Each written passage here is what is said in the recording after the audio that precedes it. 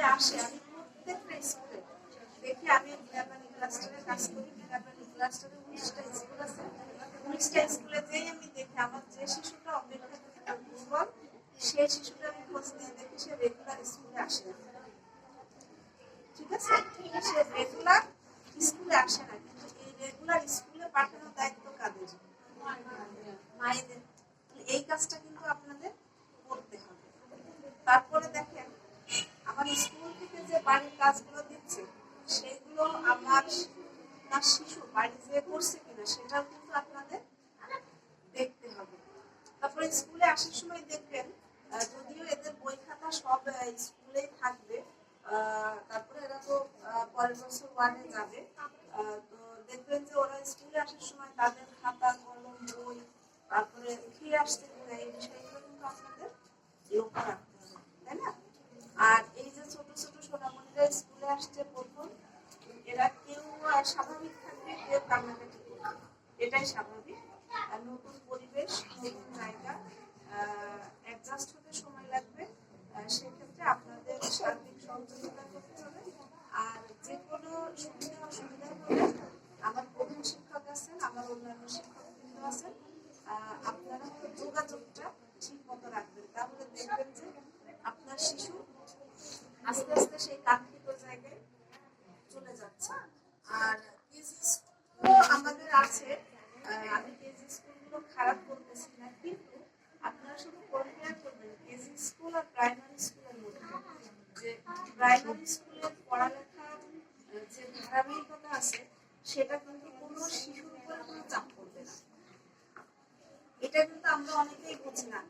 আপনার শিশু শ্রেণীতে দেখবেন যে আপনার শিশুকে মাসে হয়তো 2-3টা ছড়া শেখাবে, যে শিশুটা খুব ভালো পারবে তার মা কিন্তু বারবার বলবে যে এক করে বারবার দেয়, এক করে বারবার দেয়, কিন্তু এই কথাটা বলা যাবে না। কেন বলা যাবে না?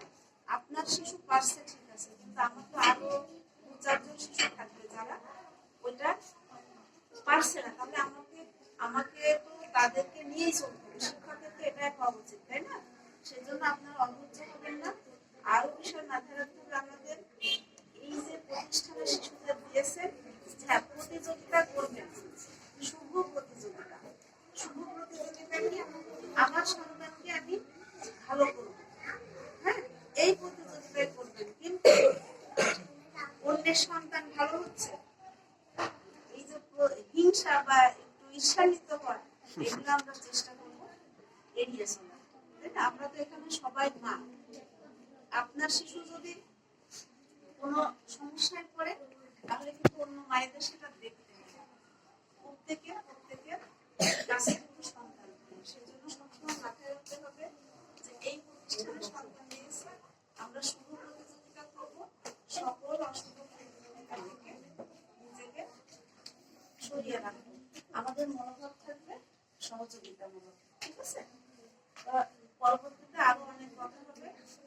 সবাই ভালো থাকবেন, সুস্থ থাকবেন, আমাদের সবার জন্য দোয়া করবেন। আমাদের উপর যে দায়িত্ব আমরা যেন যথাযথভাবে সুন্দরভাবে পালন করতে পারি।